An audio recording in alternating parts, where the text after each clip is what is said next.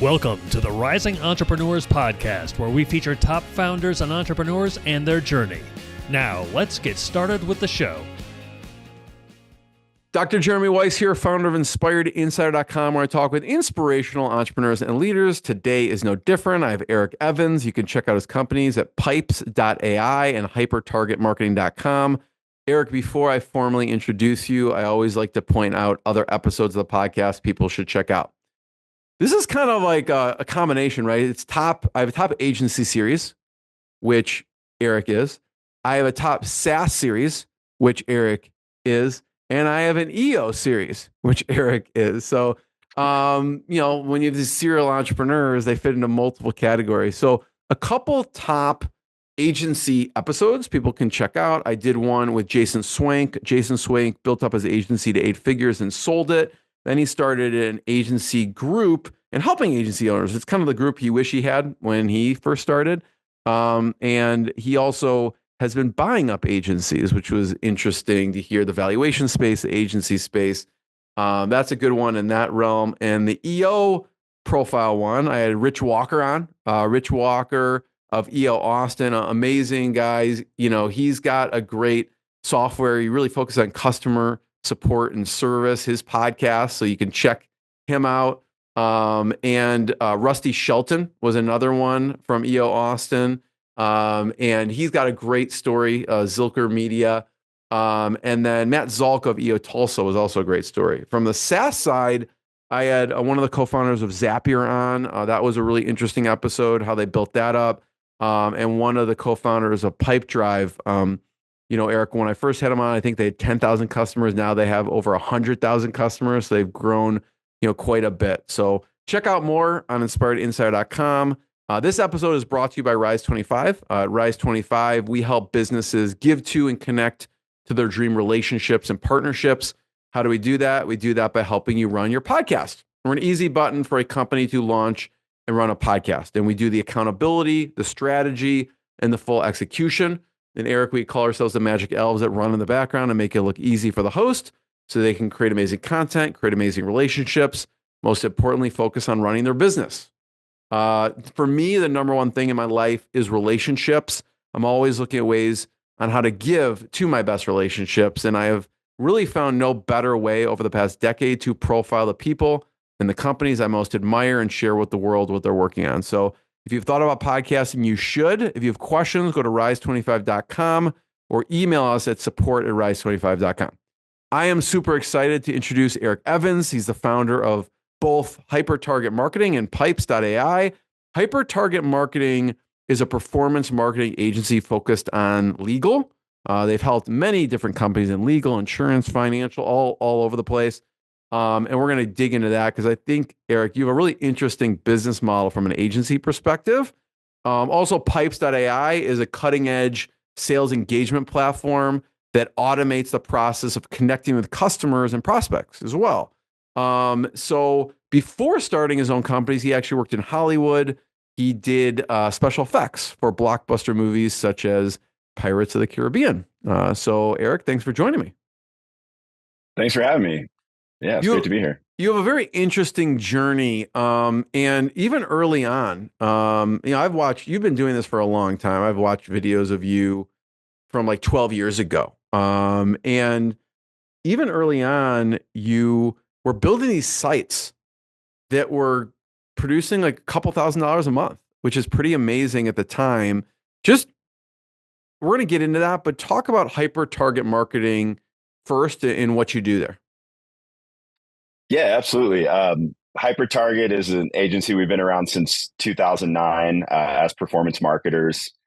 Started off in the pay-per-call space as mobile media buyers back, when iPhones were brand new and, learned how to drive phone calls for companies. And it's since evolved and grown and changed with the times. And now we own and operate a number of web brands. We buy our own media and work with a number of different partners to generate leads for companies. And we then take those leads into our own internal call center to further qualify them, get them on the phone, warm them up, and then deliver a prospect who's, very deep into their buying journey to our customers. With that, and we'll talk about hyper target marketing for a second. Are you working specifically with a company per niche? Because I know there's lead generation companies that will serve up leads to like, here's three potential, companies that you can work with. Are you working more just with a specific company? Because this is, you're putting your money on the line here for them, right? So, Yep. Yeah, no, it's risky. I mean, we are proficient at what we do, and we know we're capable of doing a great job, and making it work from a profit perspective, obviously, in order to take that risk. And so we work with a number of different companies. We try not to overlap too much by geography. But different customers are looking for different things, and so we do work with a number of different companies in a few different spaces. But yeah, as you mentioned, legal and personal injury attorneys is one of our largest categories now, and we've got a lot of great customers there. yeah, I want to dig into that because I know you work with them all over the country. But let's take, for example, like a PI attorney in California. Would you, you'll walk through kind of how it works. So I'm curious if you get a lead, someone who's like a good prospect for the company, will you deliver that to three local companies, or you're like, listen, we're working as one company in this geographic area, and everything we get in that geographic area, we refer to this firm Yeah, we always sell exclusive leads, right? By exclusively? nature, right? Got it. We're collecting that person's information. They're requesting a follow up from us. We then follow up with that person, qualify them, and find the best match for that person, and introduce that company, warm transfer them to the end person who's going to service them, and those attorneys then have the opportunity to retain them as clients. I'm curious, it seems like a no-brainer scenario, right? Like you're basically putting in the money and the time and you're qualifying them. What objections do you get from a firm with this scenario? Or maybe you're just like, you could just choose who you want to work with and just go to them. Hey, do you want leads? And like literally you only pay for the leads that we give you. Yeah, it's a really easy pitch, right? It's definitely it's not a hard sell by any means. If someone says no, it's really no big deal to us, right? It's very low risk on their part.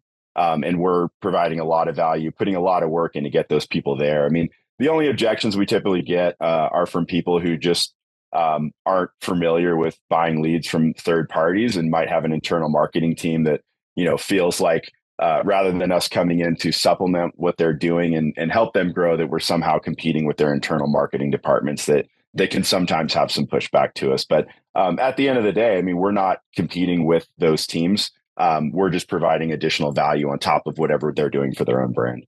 Yeah. I want to get into the process and services because that's kind of how Pipes.AI was born. Let's talk about the like a PI attorney in California, for example, and what you did Mhm. with them, and then we can get into Pipes a little bit more.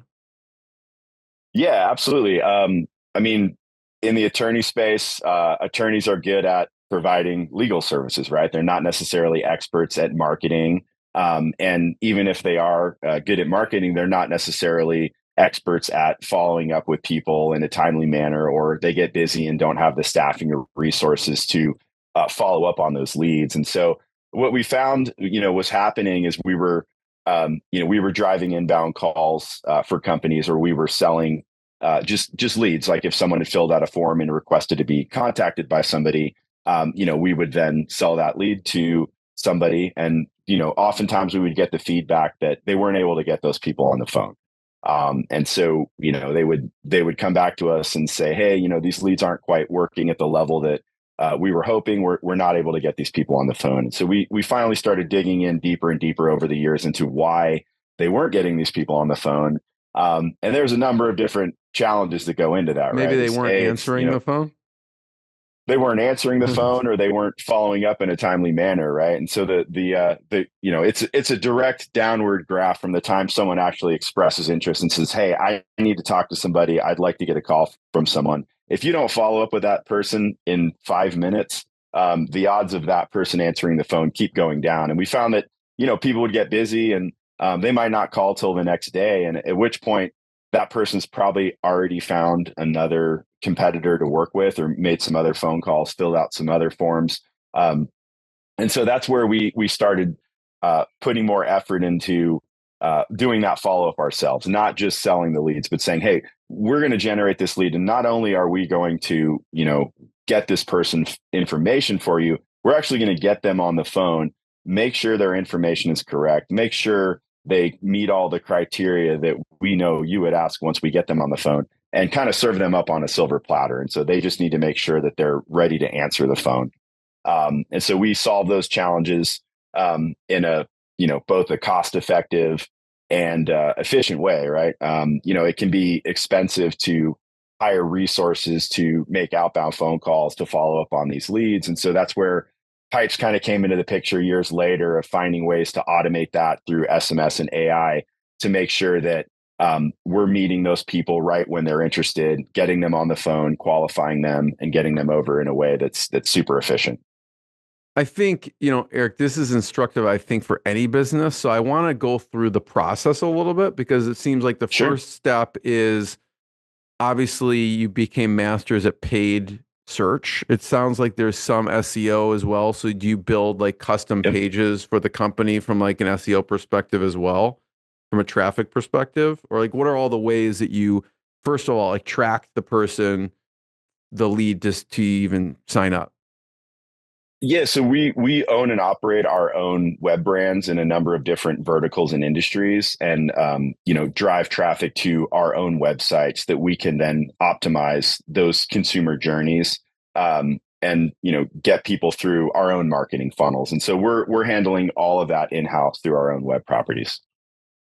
And then those ways you do it are they a combination? I'm looking here at your page if people are watching the video, but it could be paid search, local listing, SEO, blogging, social media, radio, all these channels, display, email, TV, and web video, all these channels kind of to drive traffic.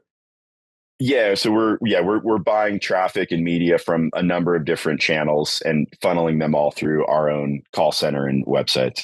Yeah. And so the next step is they fill out a form. Like, you create these optimized websites, obviously. You've been doing this back in the day, in the early days. Once they do that, they go to a call center? Correct. Yeah. So they'll go through both a combination of our live agents and pipes to get them on the phone and make sure that, we call it speed to lead, right? That we're following up with those people immediately. And if we don't get them on the phone right away, we're automating a lead nurture sequence that's going to send them text messages and make follow-up phone calls to make sure that we do get them on the phone when they're ready to talk. I'm curious. So we're here in like kind of in this process and stage where you're talking to someone, you're in the call center. You could have just used Pipes as your superpower and never released it to anyone else to use it. Right?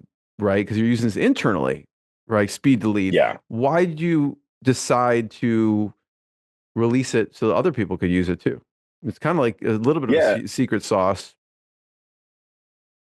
It is. Yeah, no, that was, something I wrestled with when we had built it, that, should we just keep this for ourselves and continue to grow the agency side? But I had a dream of, getting into the SaaS business and creating my own technology.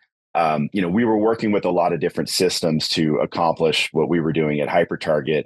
And I always felt like I was working as a free product manager for these other companies, right? And I was constantly giving feedback and giving feature requests. And a lot of them got built, some of them didn't. But in the back of my mind, I always felt like, I have a knack for designing these marketing systems. And man, I'd really love to build my own, right, and bring that to market someday. So it was just something that was in the back of my head. And when we finally had Pipes to a state, or pre-Pipes before it had its own name, where it was really working well, I decided to take the leap of faith and start a second company here, and both to just diversify my own revenue streams and also be part of that journey of growing a tech company. It was always something I wanted to do, and I kind of I kind of follow my heart. I mean, that's my story, from the movie industry to this to the next thing. So it felt like the next adventure and something I wanted to tackle. Yeah, and you knew what you wanted too, and maybe you wanted certain features. So at that stage, at what point, so they could talk to someone or Pipes, what were some of the key features you discovered you needed, within Pipes to serve hyper target marketing, which obviously helps the other companies on the platform? Yeah, definitely. It's been an evolution where Pipes initially was designed just for my own purposes, right? For the things we needed at HyperTarget, and as time has gone on, we've built features and it's taken a life of its own to service our customers at Pipes that are much larger companies that have different needs, and so it's evolved and to where there's new features now that are much broader than just the needs of HyperTarget. But some of the things that set us apart initially was not just a sales engagement platform, that we really needed to make sure that that the leads we were following up on were good leads, right? So we built a whole function on the front end of Pipes for data validation to make sure that we've got good working email addresses, good working phone numbers. We're managing our duplicates properly.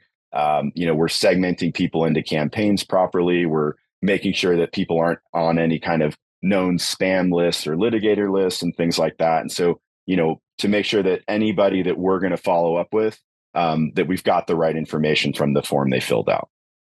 So someone calls in, how does it work? Mm-hmm. Like what's happening so they call in and they get routed into Pipes. They don't realize that, but what happens from the customer's perspective? Yeah, so whether they call inbound or we're so they're filling out a web form initially. Typically, is they're filling out a form. That data gets sent into Pipes. Sometimes they are making an inbound phone call off a phone number on a website, but then that data is running through our validation process. If we find that it's a bad email address, it's going to get kicked back. But if it passes all our validation checks, it's then going to get assigned to what we call a pipe flow, right? And that's a nurture sequence that our customers can design themselves. It's a combination of SMS follow-up, AI phone calls, and voicemails that we leave. And so, you can test out a lot of different cadences to follow up. And that was one of the things that I really wanted to focus on with Pipes as well, is that we were doing all these follow-up sequences and trying to figure out the best way to get a hold of these people. But none of the platforms we were using really allowed us to do the kind of split testing that a marketer would do, let's say, on their website, right? Like testing out different landing page combinations, the way that, different, layouts of buttons and colors. And, there's so much effort that goes into optimizing a website or optimizing an ad campaign. But then we found that a lot of times someone would fill out that web form and they would just kind of hand that lead over to the sales team. And there was this break between these marketers that are optimizing and what the sales team was doing. And so we wanted to try and bridge that gap and say, hey, we want to keep the marketing team involved through the whole journey here and allow them to split test that follow-up process and say, hey, when someone fills out that form, should we follow up with a text message initially, or should we call them immediately? And if they don't answer the phone, should we send them a text message afterward? And we were designing all these different sequences to find out the best combination of ways to follow up with these people. And when you boil it down to it, like, we've had some customers say that, for every percentage point that we can increase their contact rate, that's an extra $1 million in revenue for them a month, right? And it seems like a small increase, but when you think of how far it boils down to, initially you look at your click-through rate on your ad and your conversion rate on your landing page, and you're looking at your win rate on the sales side. But just that small increase in getting someone on the phone makes a huge difference in all this media spend that went into getting that person to fill out the form. So when they fill out the form, does the person determine what gets initiated? So for instance, they could immediately send an email, they can immediately send a text, and they could immediately call. Will Pipes do all three at once? Or will someone say, well, I really want them texting them first? I don't know. What's your advice around how they should use it? Yeah. So it's not a one size fits all thing, right? So we've got customers now in a number of different industries. And so what works best in, for example, for HyperTarget, following up with people looking for attorneys might be a different process from someone who's looking to remodel their home, or someone who, needs a pest control company to come out to their house immediately, right? Like what's going to work best is different across those industries, and also the media channels they came from, right? Like the way to follow up with somebody from a search ad is going to be a little different than how you'd follow up from someone who saw like a banner out on Facebook or something like that. And so our customers they can do as much or as little as they want, right? Our team will help them design these sequences and set up the split test. But a lot of people, once they get their hands on it, they want to start tinkering and doing it themselves as well. Well, let's talk about the PI example. Um, will will someone, or when you're setting up for someone, because you're running pipes on the back end for them. I'm Mhm. curious, do you automatically initiate the email sequence and the text sequence and call, or how do you like to do it? Yeah, so our software will automatically initiate the sequence. Yeah, that it's a trigger based system, right? So we're integrating very deeply with people's CRMs or whatever system they're using, and whatever trigger points they want us to follow up, that they don't necessarily have the staffing or the resources or the time to do on their end. We're going to automate those follow up processes, and not just on the sales and lead gen side too. And so that's where things have evolved to be more on the customer success side as well. And it's everything we designed initially was for customer acquisition. But we found that even after people acquire their customers, they still have challenges following up on the customer success side, like doing customer satisfaction surveys, like in the home improvement space. When a job is completed, a lot of times they weren't following up those customers just to make sure that everything was great before all their subcontractors get paid, and almost like an NPS score, right? You can use pipes to do that to keep these people engaged, and um, additionally with renewals, right? Like if it's a subscription based model, there's so much reactive work that needs to be done by customer success reps that a lot of times they don't have time to do that proactive work that's arguably more important, of scheduling those follow-up meetings and just seeing how people were doing those check-ins. And so they can use pipes to automate those follow-up processes that maybe they get distracted or they get busy and they just don't have time to do. Yeah, I could see how it's super valuable because it sends an email, but it also sends text, and like, I don't know, at least for me, I check 100% of my text messages. So I don't like neglect the text message. Will Yeah. it also call? Like, how does it work as far as the calling piece goes? Yeah, so it's really focused on everything with your phone, right? So we integrate with email systems. We don't natively send emails. We're really focused on those phone engagements through sending text messages and making phone calls. And so yeah, it'll make a phone call. We've got an AI voicemail detection that we've built. It's one of those like under the hood, really cool features that isn't necessarily something that people think about a whole lot, but we've got some really great technology just to determine if a human answers the phone or not, and what action we're going to take with their voicemail, what action we're going to take when they answer the phone. But yeah, when you answer the phone call, it's a very realistic sounding voice that has a great personality and can handle objections and function just like Really? an That's SDR crazy. or call center rep would do. Yeah, So and they're having a yeah, conversation with the AI voice. they are, yeah. I mean, so typically our scripting on those calls will sound something like, hey, this is, Jeremy. I'm the AI assistant for Rise 25, and I'm just looking to get some information from you. And that can go a few different directions, right? If you're trying to qualify that person for an appointment, you might eventually want to transfer them to a live person, or if it's just kind of a follow up survey, there might not be a transfer at the end. It's more of a data collection tool to say, hey, how was your experience with our podcast? Can you give us a rating on 1 to 10? We can then collect all that information and post it off to your CRM. That's really cool. I want to hear the different use cases with it because there's so many different use cases I could think of, because it saves a lot of time and energy. And we were talking at one of the conferences we were at, and I had taken my car in, or trying to make an appointment for service for my car, and it started off with one of these kind of AI voice things, and it wasn't really executing that good. And so, I'm like, they should probably use pipes, actually. But use case wise, so I could see it for PI attorneys, like someone fills out a form, they can immediately call and gather information. They can text, the person feels like, wow. I mean, I'd be impressed, right? Like they emailed, they texted, and then they immediately called me, and then they can obviously transfer to a live person, or just, I mean, they already know the questions a live person is going to ask at this point. So I could see with PI attorneys, you were mentioning Vivint when we were talking before. What talk about them and how do they use it?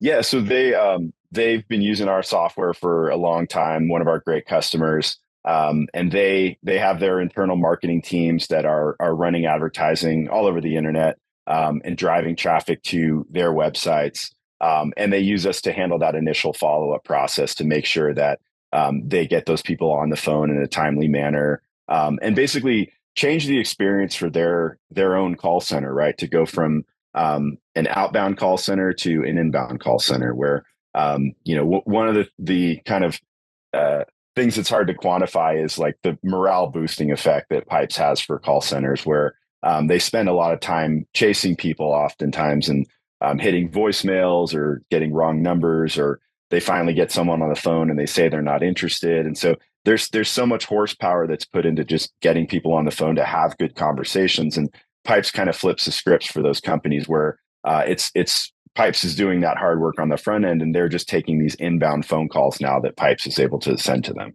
Interesting, yeah. And then you were mentioning moving companies as well. Yeah, that's been a huge success story for us. Is really all home services, but the moving and storage space has been great. We've got some awesome customers like Ken Cohen from JK Moving that have been with us for a long time, and have really taken Pipes to new heights and done things with it that I never even envisioned. Right? It's awesome to build something like this and have customers engaged and seeing success with it, and start utilizing it in ways that you never even thought of. From the SaaS perspective, Eric, I'd love to hear, obviously, as people start to use it more and more in different industries use it, you probably get a lot of feature requests. Some of them you can actually do. Some of them are like, well, let's put it on the roadmap. It's only for you. Not everyone wants this. What are some Yeah. maybe one or two feature requests that you were like, that's a really good idea, and they helped you kind of expand the product? Yeah, that's the challenge of every SaaS business, is figuring out what lane you want to be in, and where you want to stay, right? If you try to be everything to everyone, all of a sudden you're just mediocre at everything, right? And trying to really hone in on what we're going to be great at, and what we want to provide, the most value for. And so, yeah, we've gotten a lot of great feedback from customers. A lot of times, some of the best feedback we've gotten for customers has been improving the way we integrate with other systems, right? Where for initially we were kind of we would say we were like a point solution that was really easy to set up and kind of lived outside of what they were doing. But we've really found that the biggest success for us is when we're really deeply integrated with their systems, and we've got a really great webhook solution that we've built that's come out of that, to make it so that really non-technical people can hook up Pipes to work back and forth with what they're doing, to make sure, for example, if someone tells our AI that they don't want to be contacted anymore, that we connect with their system so that they're not following up, and vice versa, right? And getting these synchronous loops back and forth, so that we work seamlessly with their own efforts.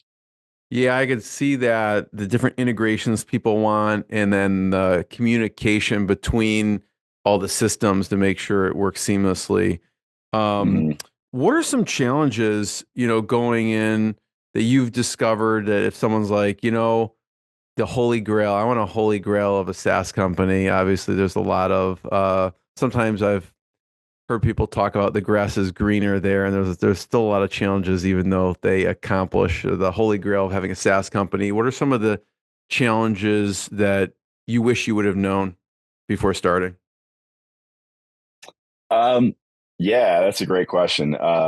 there's a lot that happens under the hood that I didn't know about. And so, learning about DevOps, right, and all the things that go into scaling a software company, right? It's not easy, but once you've got a working solution to the what needs to happen to go from just a couple beta customers and a couple small customers to saying, hey, we're going to bring on some larger enterprise clients that are going to be doing this at a much different scale, and everything that goes into the architecture around that was a huge undertaking and a big learning curve for me, along with all the security that goes into it, right? Making sure that we're compliant and up to date with all the everything we need to do for larger companies to be compliant and integrate with their systems. So it's a lot, and that's a whole other part of it that isn't quite as it's not really something you see, right? It's not the customer facing part of it, but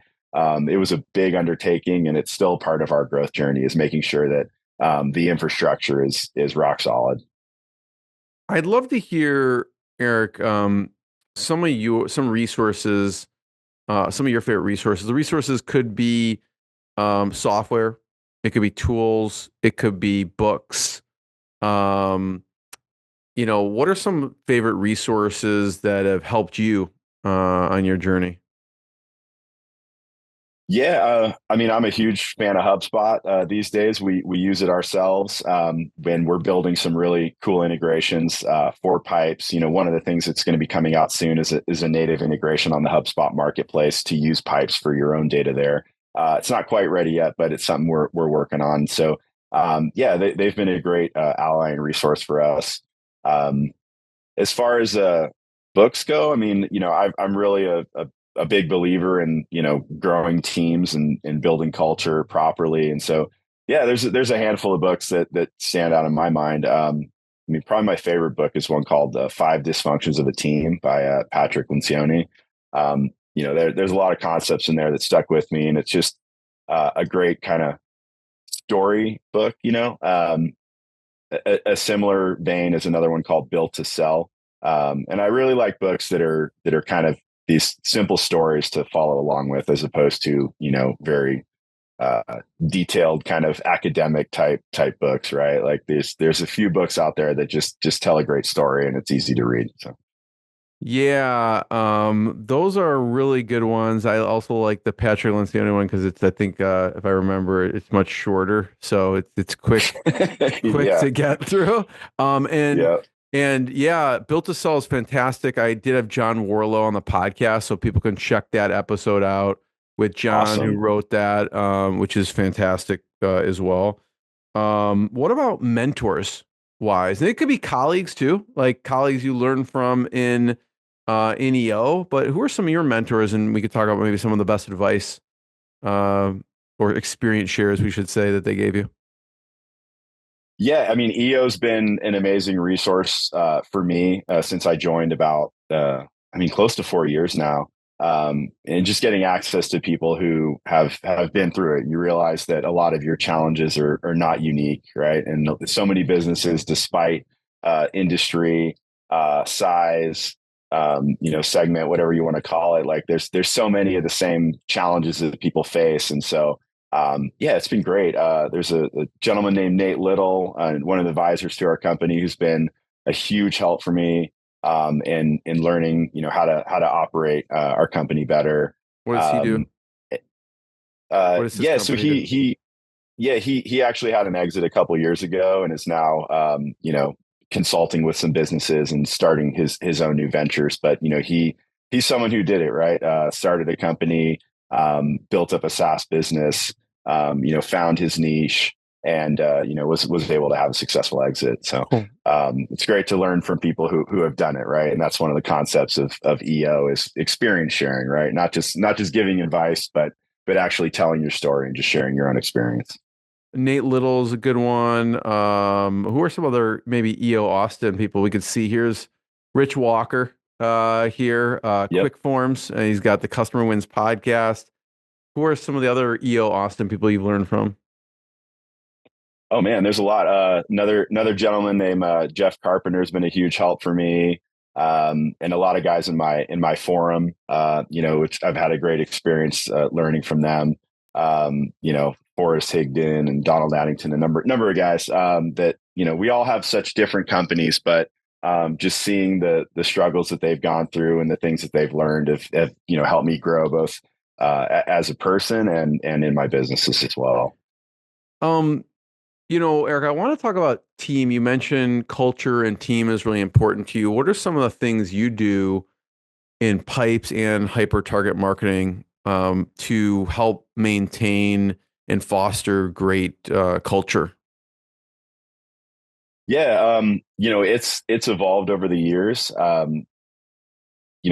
Years ago we had an office, and so the way you interact with people when you're all coming into the office every day is it's a little easier to have those water cooler conversations. But since the pandemic hit, we've gone fully remote, and the team is spread out all over the country and all over the world now. And so being able to maintain good working relationships while everyone's spread out on different time zones, different schedules, different life experiences and places like that. That's the biggest challenge is being able to maintain a unified culture that distributed. And one of the things that didn't mean a lot to me years ago and has become a much bigger part of how I maintain that culture. And it might sound simple, but it's establishing core values that you really believe in, and core values that you as an executive can actually demonstrate, right? Where I think those things tend to fall apart and culture can fall apart is when you tell your employees about these core values that are important to your company, but if you don't demonstrate them, right, if your actions don't demonstrate them, then your words fall flat. And so that's been a really big part of it, is that we think hard and believe in those core values and live them. What's one important core value that was a must on that list for you? Yeah, so high integrity actions is probably my most important thing, and that's something I say kind of sets us apart. It's, I'd say, especially in the lead generation industry, where unfortunately it doesn't have the best reputation all the time, is that we're always going to behave with integrity, right? That's one thing we stand behind, and not just talking about it, but actually doing it, right? And that goes to how we behave with each other, how we behave with our clients, with our vendors, just treating people with respect and higher integrity and doing what you say you're going to do. Yeah. I'd love to hear some of the key hires you put in place from the agency perspective. What, because I know it started with just you created some websites, you're making a couple thousand. We won't get into it now, but your thought process on really, it speaks to your core value of high integrity and the way you chose the niche. And maybe at the time you didn't identify it as that, but you're like, at the time, I've heard you talk about, okay, there's these acai green tea, like kind of pills and supplements, or we can help like an actual large company get leads for their financial services or law firm. And I'm sure you maybe could have made some quick and easy money on some of these pills and potions, and you chose against that from just a long-term view. But at that time, it was just you, right? Talk about your some of the key hires you put in place. Yeah, I think initially most entrepreneurs have a tough time delegating, and when you're first starting off, you want to try and do everything yourself, and eventually you've got to start trusting people, right? And offloading work that's that they can do independently, and not just like these initial lower level tasks, but how do you start offloading some of these higher level tasks that, if they don't go right, could have a negative effect on you and your business. And so a couple key hires I made were just account managers. I realized that I'm a builder. I'm not really a maintainer. And so, maintaining those relationships with customers, sometimes I would, I'll admit, like, even for what Pipes does on the customer success side, I was struggling to, to keep those relationships, and follow up with people in a regular basis. And so hiring, account managers that were more relationship focused, that really like doing that, was a big step for us to growing and taking these, not just bringing on these key accounts, but growing them as well. And then on the operations. Oh, sorry. Go ahead on the operations. Yeah, I mean, I'm a creative person at heart. I came from, like you said, the movie industry, and I like building and tinkering, and so that doesn't always mean I'm great at writing down all of these processes and establishing SOPs. And so I didn't really see the value in doing that for too long. So if I could go back in time, I would hire people who are much more aligned with documenting processes and streamlining things and making things more repeatable.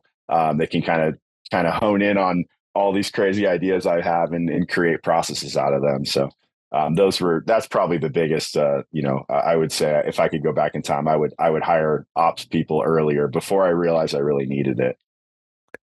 Yeah, I love it. There's an episode I did with the founder of Sweet Process, which they're a software that helps document SOPs. So if people want to check that episode out with Owen, it was a really fun one, talking about just, documenting process and how we use Sweet Process ourselves. And so we love it. It's just an easy way for the team to find and create SOPs. So I love that. Eric, I want to be the first one to thank you. Everyone should check out Pipes.AI. And you can check out HyperTargetMarketing.com to learn more. And I really appreciate you sharing your journey with everyone. And we'll see everyone next time. And Eric, thanks so much. All right. Thanks, Jeremy. Glad to be here. Thanks for listening to the Rising Entrepreneurs Podcast. This episode is powered by Rise 25. Please subscribe and check out future episodes.